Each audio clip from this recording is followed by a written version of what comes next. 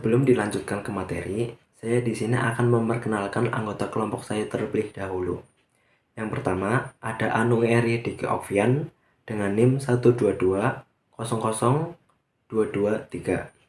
Yang kedua, ada Fadilah Lulu Nur Soleha dengan NIM 122001055. Yang ketiga, ada Muhammad Sofi Amrullah dengan NIM 122000212. Yang keempat, ada Puhan Marayana dengan NIM 122000477. Dan yang terakhir ada Pradita Aldi Setiawan dengan NIM 122000467. Latar belakang CV Selaras Mobil adalah sebuah perusahaan yang bergerak pada bidang manufaktur produk suku cadang kendaraan bermobil. Perusahaan ini sudah berdiri sejak tahun 2020, namun belum memiliki sistem aplikasi penjualan yang seharusnya dibutuhkan. Selama kegiatan pencatatan dan pelaporan dilakukan dengan cara manual. Oleh karena itu, kami mengusulkan dibentuknya aplikasi penjualan untuk mempermudah kegiatan kerja pada CV Selaras Mobil. CV Selaras Mobil memerlukan sebuah sistem aplikasi yang dapat mengcover kebutuhan input penjualan hingga menghasilkan output laporan yang dibutuhkan pemilik perusahaan. Dengan solusi yang kami ajukan dan kami siapkan dihadapkan dapat mempermudah proses transaksi yang terjadi dengan waktu yang lebih efisien dan hasil yang efektif. Berdasarkan latar belakang di atas, maka rumusan masalahnya adalah pengelolaan data pada perusahaan di mana pengelolaan data masih dilakukan secara manual, yang mengakibatkan kesulitan saat pencarian data yang sudah tertumpuk lama, kesalahan saat perhitungan, dan saat pembuatan laporan. Sehingga atasan perusahaan berinisiatif membuat sistem yang membantu semua permasalahan yang ada. Selanjutnya, deskripsi produk atau service. Di sini ada 8 deskripsi. Yang pertama, ada entry login. Yang kedua, entry data master. Yang ketiga, entry data penjualan. Yang keempat, entry data pengguna. Yang kelima, entry data member. Yang keenam, cetak tanda terima nota. Yang ketujuh, laporan pengunjung. Dan yang terakhir, laporan pembayaran. Di proyek ini juga terdapat keuntungan yang diharapkan oleh beberapa pihak. Yang pertama, dari sisi perusahaan CV Selaras Mobil. Keuntungan yang diharapkan oleh perusahaan ada 3, yaitu 1. Memberikan keamanan terhadap data sehingga memudahkan untuk mencari data yang sudah tertumpuk lama. 2. Memberikan kemudahan terhadap data keluar masuk sehingga laporan dapat dilakukan dengan cepat dan akurat. 3. Meningkatkan efektivitas dalam pengelolaan data agar menghasilkan informasi yang dibutuhkan lengkap. Yang kedua, dari sisi tim. Keuntungan yang diharapkan yaitu memudahkan menerima informasi penting baru dan tidak terjadinya kesalahan komunikasi. Yang terakhir, dari sisi member. Harapannya memberikan keuntungan mengetahui saat ada informasi terbaru yang ada pada perusahaan. Berikutnya adalah perencanaan aktivitas secara global. Di sini ada 10 nomor dengan 10 deskripsi aktivitas. Yang pertama, analisa dan desain sistem dengan jumlah hari 6 hari, estimasi biaya 3 juta. Yang kedua, desain aplikasi dengan jumlah hari 5 hari dengan estimasi biaya 2 juta. Yang ketiga, pemrograman dengan jumlah hari 10 hari, estimasi biaya 14 juta. Yang keempat, testing dengan jumlah hari 4 hari, estimasi biaya 2 juta. Yang kelima, instalasi dengan jumlah hari 2 hari, estimasi biaya 1 juta. Yang keenam, dokumentasi dengan jumlah hari 8 hari, estimasi biaya 4 juta. Yang ketujuh, training dengan jumlah hari 2 hari, estimasi biaya 2 juta. Dan yang kedelapan, administrasi jumlah hari 15 hari, estimasi biaya 8 juta. Yang kesembilan, pemeliharaan dengan jumlah hari 5 hari, estimasi biaya 3 juta. Dan yang ke-10 tambahan kerja meeting dan lain-lain. Jumlah hari 3 hari, estimasi biaya 11 juta. Dengan total harinya yaitu 60 hari dan estimasi biaya totalnya yaitu 50 juta. Berikutnya analisa sistem berjalan. Analisa sistem berjalan dilakukan dengan cara menganalisis pada objek-objek yang diperlukan untuk sistem yang akan dirancang.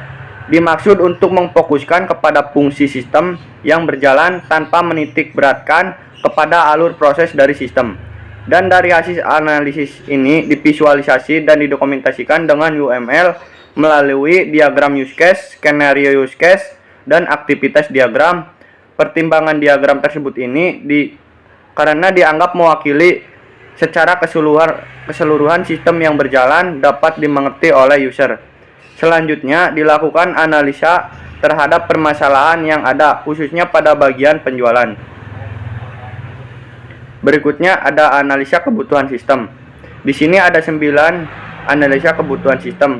Yang pertama data departemen, 2 data barang, 3 data supplier, 4 laporan pembayaran, 5 cetak TTN atau tanda terima nota, 6 cetak TTK atau tanda terima kwitansi, 7 laporan surat penjualan, 8 laporan surat pengiriman, 9 laporan penerimaan barang.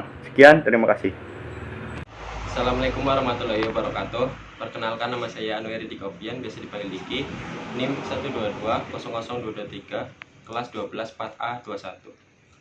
Di sini saya akan menjelaskan tentang desain sistem. Yang pertama ada ERD, Entity Relationship Diagram. Di bagian diagram tersebut ada penjual. Nah, di bagian penjual itu ada 5 bagian. Yang pertama ada ID penjual, nomor telepon, email, nama penjual, dan alamat. Terus setelah penjual ada penjual, ada barang. Nah, di bagian barang itu ada 4 bagian. Yang pertama ada nama barang, harga, ID barang, stok barang. Setelah stok barang, lanjut ke membeli. Nah, di bagian membeli ada tiga bagian. Yang pertama ID transaksi, tanggal transaksi, dan pembeli. Nah, di bagian pembeli dibagi menjadi 4 bagian lagi. Yang pertama ada ID pembeli, nama pembeli, alamat, dan email. Kedua, spesifikasi file tabel barang.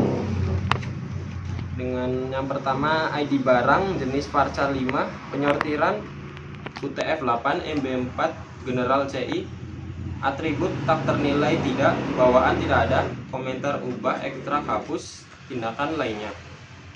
Yang kedua ada nama barang dengan jenis varchar 20, penyortiran UTF-8 MB4 General CI, atribut tak ternilai tidak, bawaan tidak ada, komentar ubah, ekstrak hapus, tindakan lainnya. Yang ketiga harga dengan jenis INT 11, atribut tak ternilai tidak, bawaan tidak ada, komentar ubah, ekstra hapus, tindakan lainnya. Yang keempat ada stok barang dengan jenis INT 11, atribut tak ternilai tidak, bawaan tidak ada, komentar ubah, ekstra hapus, tindakan lainnya. Yang kedua ada tabel dari spesifikasi file tabel penjual.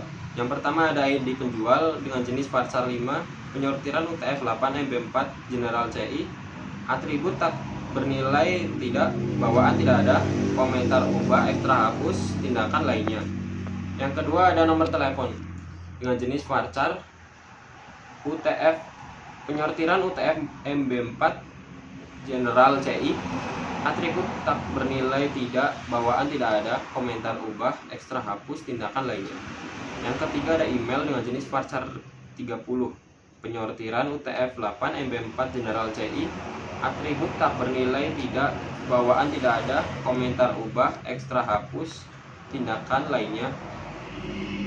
Yang keempat ada nama penjual dengan jenis varchar 20, penyortiran UTF MB4 General CI, atribut tak bernilai tidak, bawaan tidak ada, komentar ubah, ekstra hapus, tindakan lainnya. Yang kelima ada alamat dengan jenis varchar 50, penyortiran UTF MB4 General CI, atribut tak ternilai tidak, bawaan tidak ada, komentar ubah, ekstra hapus, tindakan lainnya.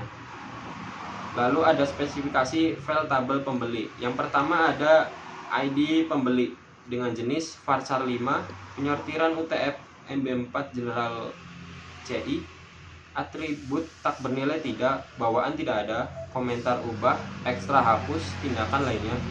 Yang kedua, nama pembeli dengan jenis varchar 20, penyortiran UTF MB4 General CI, atribut tak bernilai tidak, bawaan tidak ada, komentar ubah, ekstra hapus, tindakan lainnya. Yang ketiga ada alamat dengan jenis varchar 50, penyortiran UTF MB4 General CI, atribut tak bernilai tidak, bawaan tidak ada, komentar ubah, ekstra hapus, tindakan lainnya. Yang keempat ada email jenis varchar 30, penyortiran UTF MB4 General CI, atribut tak bernilai tidak, bawaan tidak ada, komentar ubah, ekstra hapus, tindakan lainnya. Lalu ada spesifikasi file tabel membeli. Yang pertama ada ID transaksi dengan jenis varchar 5, penyortiran UTF 8 MB4 General CI, atribut tak bernilai tidak, bawaan tidak ada, komentar ubah, ekstra hapus, tindakan lainnya. Yang kedua ada transaksi dengan jenis dep, datif, atribut tak bernilai tidak, bawaan tidak ada, komentar ubah, ekstra hapus, tindakan lainnya. Lalu struktur kode A, struktur kode barang dengan kode BA101 yang artinya BA adalah barang, 101 adalah nomor urut. Yang kedua ada struktur kode penjual dengan kode PL102 yang diartikan PL itu penjualan, 102 itu adalah nomor urut. Lalu yang ketiga ada struktur kode pembeli dengan kode PB103 yang artinya PB adalah pembeli, 103 adalah nomor urut. Yang keempat ada struktur kode membeli dengan kode MB104 dengan MM diartikan sebagai membeli dan 104 sama dengan artinya itu nomor urut. Ada desain antar muka. Yang pertama itu dari tampilan admin dengan gambarnya begini. Lalu ada tampilan login. Terus ada tampilan halaman utama admin. Terus ada tampilan data master. Lalu ada tampilan data member, data produk, transaksi, dan laporan. Lalu ada halaman utama member. Terus ada pendaftaran pemesanan. Struktur navigasi. Struktur navigasi yang digunakan adalah struktur navigasi campuran atau composite. Struktur navigasi di bawah dapat dilihat bahwa setiap menu-menu yang ada di dalam tersebut akan selalu terhubung melalui link di mana user dapat mengakses dari satu halaman ke halaman lain dengan mudah. Di struktur navigasi administrator, yang di mana halaman utama akan menuju registrasi untuk bisa masuk ke dalam website adminnya. Ketika sudah membuat akan menampilkan menu seperti login, data master, transaksi, laporan. Pada menu data master terdapat submenu yaitu pelanggan, pengguna, jenis mobil, produk. Di struktur navigasi user, yang dimana user akan dibawa ke halaman utama website. Setelah itu, website menampilkan menu seperti home, about us, layanan, galeri, kontak. Pada menu about us terdapat submenu seperti profil perusahaan dan visi dan misi. Pada menu layanan terdapat submenu seperti pendaftaran, jam buka, dan fasilitas. Pembuatan kode program. Pada pembuatan kode terdapat file seperti indeks, profil perusahaan, visi dan misi, pendaftaran pemesanan, jam buka, fasilitas, galeri, dan kontak. Pengujian. Pengujian terhadap login admin. Skenario pengujian. Mengetikkan username dan password tidak diisi, kemudian klik tombol masuk. Hasil yang diharapkan, maka tidak dapat masuk ke web. Hasil pengujian sesuai dengan harapan. Kesimpulan valid. 2.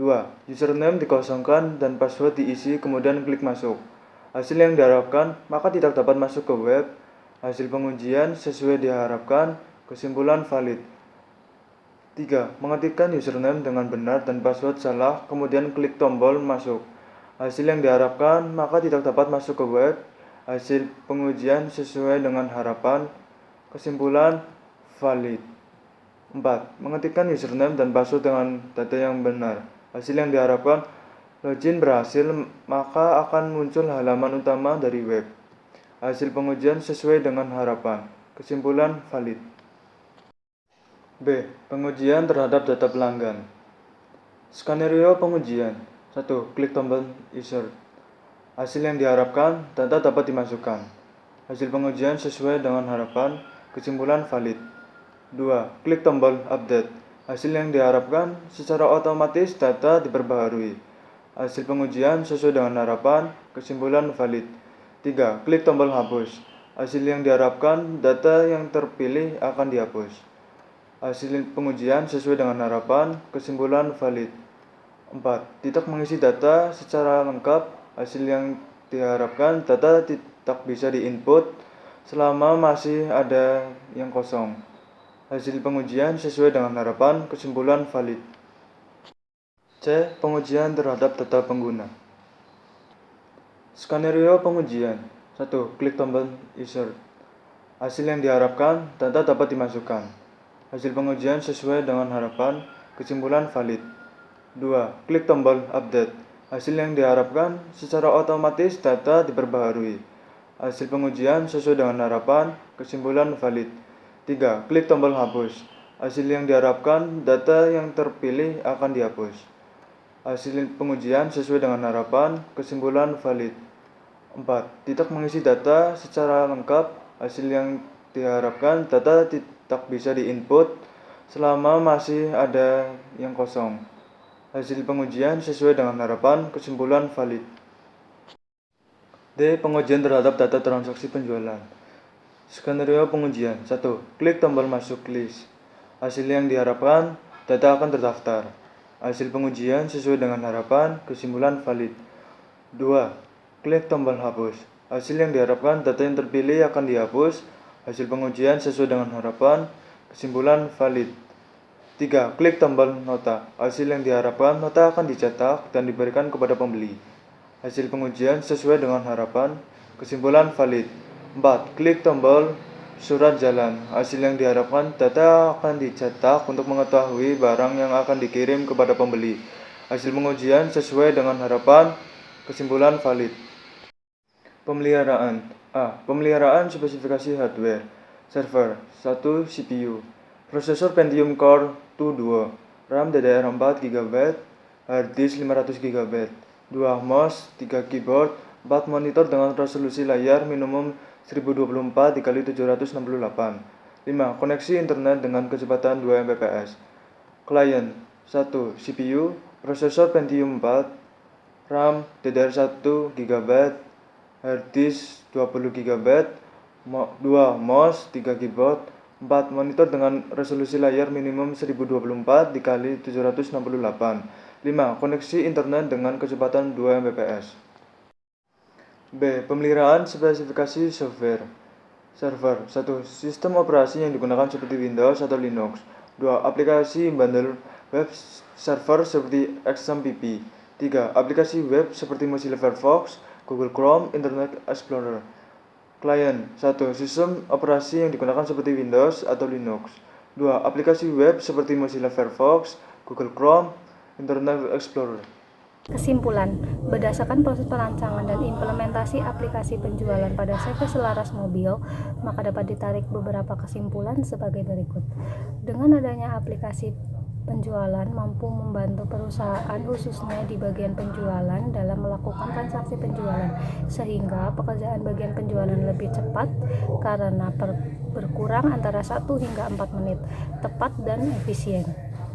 Aplikasi penjualan ini diharapkan mampu meminimalisir kesalahan dalam perhitungan penjualan dan kehilangan salinan nota penjualan yang digunakan untuk pelaporan penjualan pada direktur keuangan karena semua data disimpan dalam database.